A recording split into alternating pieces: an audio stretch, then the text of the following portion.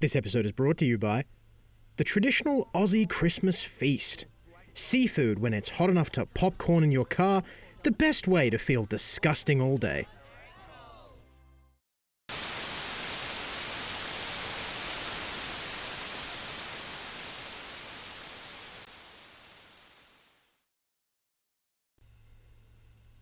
It's that wonderful time of year.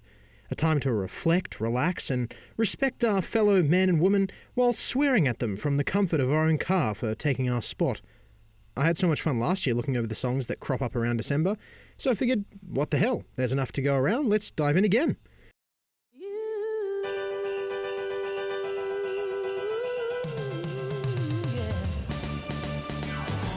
There's obviously no shortage of this song come around the holidays, but something interesting to note is the sheer number of different versions that try to recapture the magic of the original.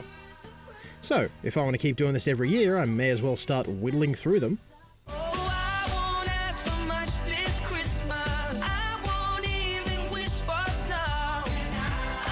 This one in particular tried recapturing the original by including the original.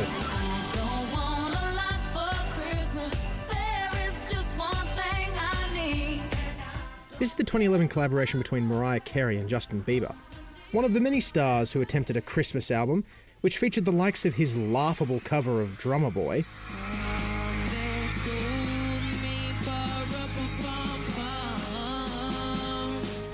and his version of Santa Claus is Coming to Town, which saw such widespread acclaim as "This song brings no cheer, is dorky, and is okay."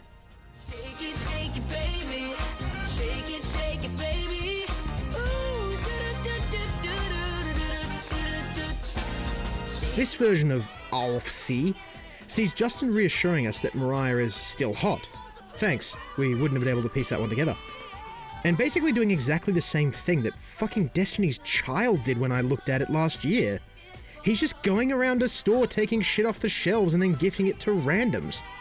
However, what this video lacks in chemistry between our artists, it makes up for by providing a ton of product placement.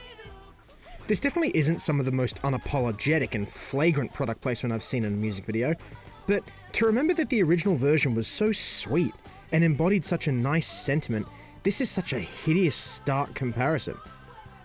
In Mariah's case, I don't understand why she's dressed up like that. When I remember the original video, I know there was some teasing a bit, playing to how beautiful she is like any music video would do, but I don't know. The video was shot, what's the right word? Intimately? Lots of close-ups and her directly looking at camera, but it kinda had the vibe of a home movie, like we were looking into her life with her partner. But this one, it's just a pin-up. She's just sitting in front of a background and showing herself off. There's just no emotional connection to the song. And yet, I don't know, even after all that, I still can't quite stomp out the goodwill that the original song has built up.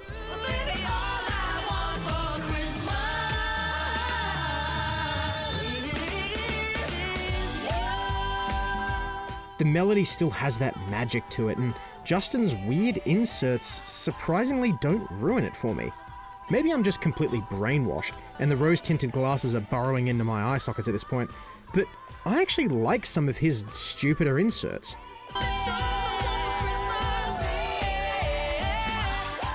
Like, it doesn't fit at all, but I don't really care. I mean, I probably won't be playing this again, ever, when the original exists. I won't miss the gentle opening being replaced with complete gibberish.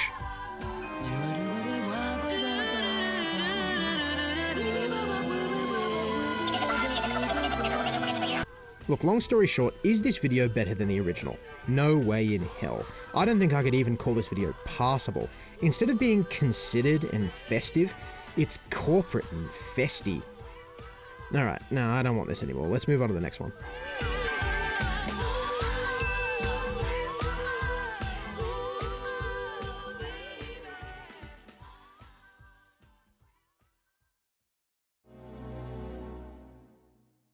It's beginning to look a lot like Christmas. Much like how there are thousands and thousands of Auf Sie offshoots, I might spend a little bit of time every year just trying to work through Michael Bublé's impressive backlog of music videos based around the Christmas season as well. This year, I decided to throw in his interpretation of one of the most controversial Christmas songs ever, Baby It's Cold Outside. Apparently deemed controversial since 2009, this song's lyrics face criticism, with a lot of things adding up to suggest that this song might be suggestive of sexual harassment and possibly date rape. Baby, it's bad out there. No cabs to be had out there. Now there's a lot to digest in the story that is Baby It's Cold Outside, so let me hit you with the Cliff Notes version. The song's over 70 years old and has been recorded a lot of times. The most notable recordings are Dean Martin's recording from 1959, But baby, it's cold outside. Kelly Clarkson and John Legend's version from 2019, I really can't stay. Baby, it's cold outside. and this version from 2014. However, some other ones I want to take personal note of include the one with Lady Gaga and Joseph Gordon-Levitt from 2013, the version with Zooey Deschanel and Will Ferrell from Elf, and the 2019 version by The Boys. No, not them. I choose this one because I'm pretty sure they themselves edited the Wikipedia page to get me to find their version. I really can't stay. Baby, it's cold outside. I've got to go away. Baby, it's cold outside.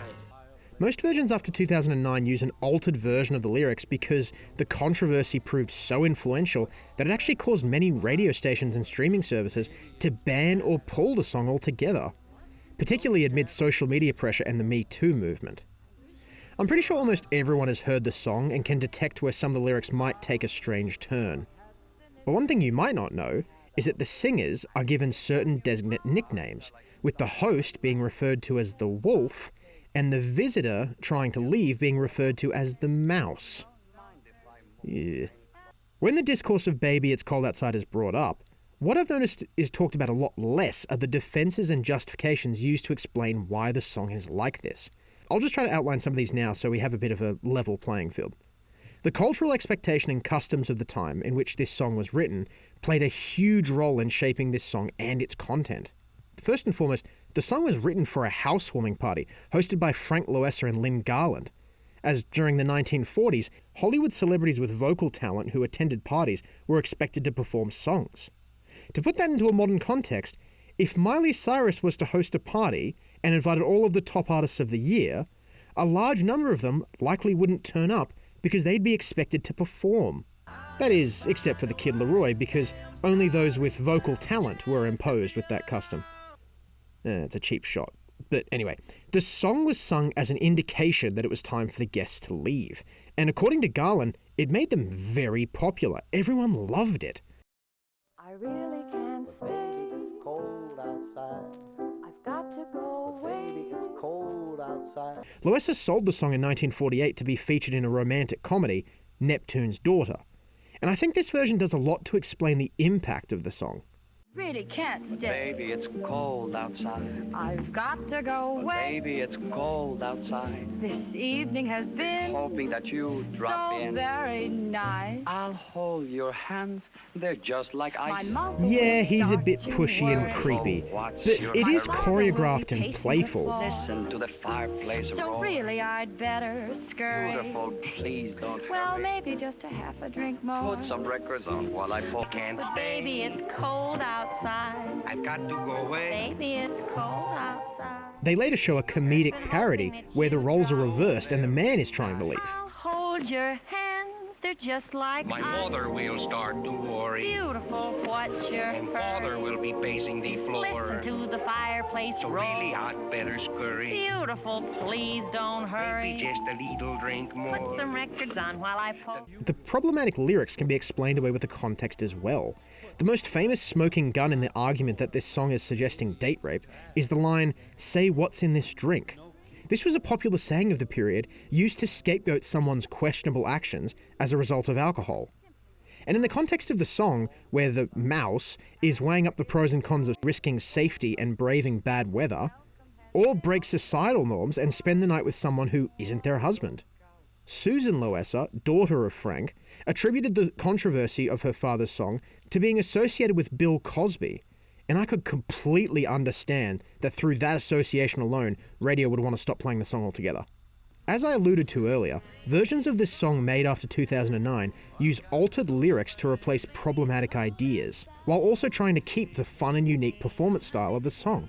Widely revered to be the worst of these is the Kelly Clarkson-John Legend duet, which became a confused, jumbled mess when the two attempted to adapt the content to appease contemporary views and sensibilities.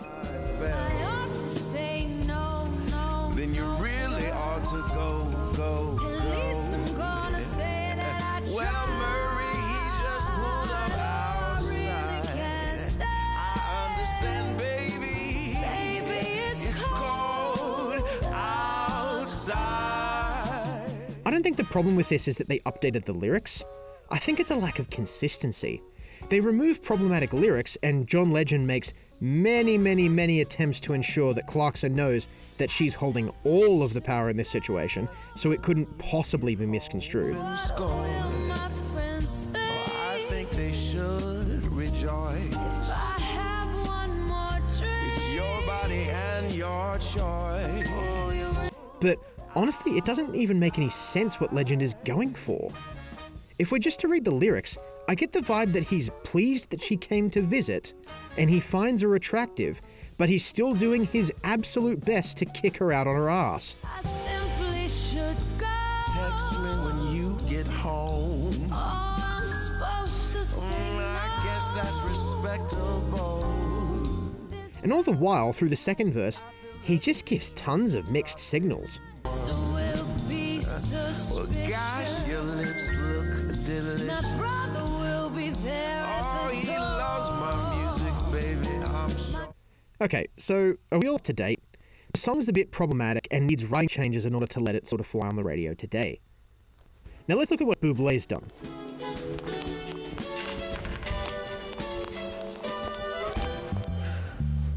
I really can't stay. Baby, it's cold outside. Well, that's one way to take any potentially problematic themes of sexual assault out of the mix. To be honest, I actually think making them kids is probably the best way to approach the subject respectfully. Frankly, just swapping the gender roles never really made a lot of sense to me.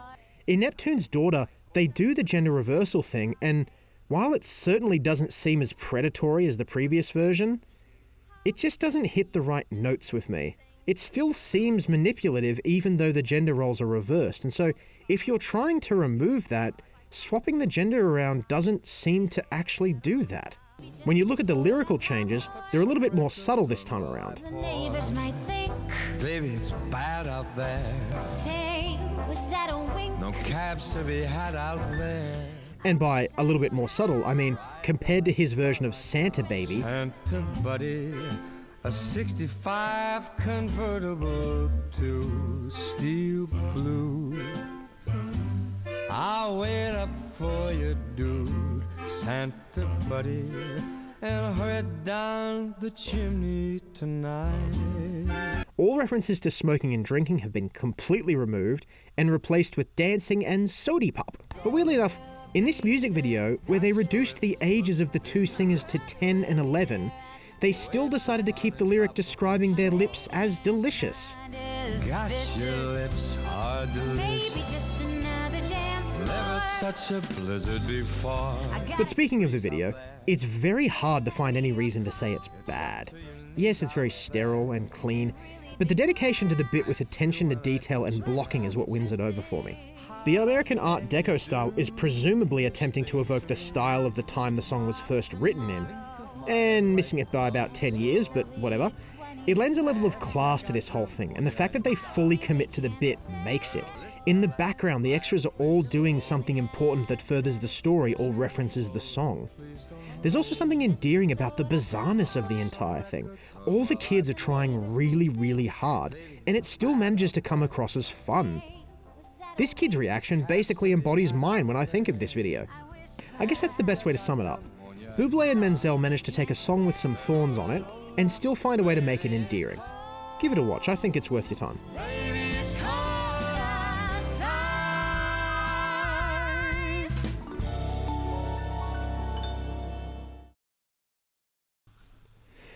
Alright, after something as intense and complicated as that last one, I want to round off this year with one of my new favourites.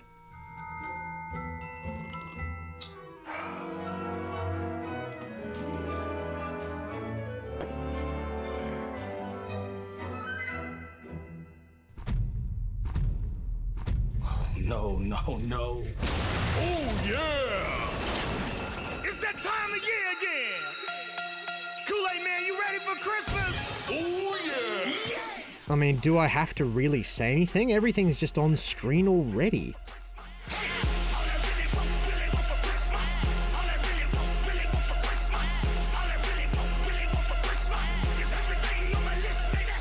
I've got so many questions. What came first? Was Little John sitting around the fireplace, drinking his yearly glass of Kool-Aid, when he realized that not enough people are considering cherry Windex as a festive drink? Did the head of Kool-Aid get into a drunk bet with Little John that he couldn't make a song where he sings Christmas carols, but substituting all the words with "oh yeah"? Oh, oh, yeah. Oh, oh, yeah. Oh, oh, oh, oh, yeah. To be honest, I don't even really want to say anything. I just want to throw the link on screen so you can watch it yourself. It's Little John doing a Christmas song that's weirdly wholesome enough to be played at a daycare.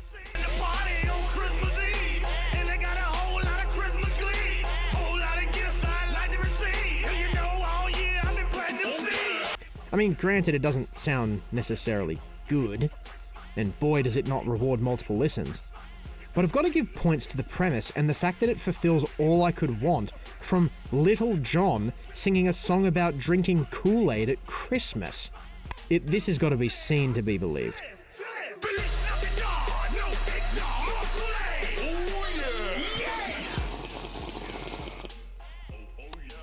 Oh, this tastes terrible.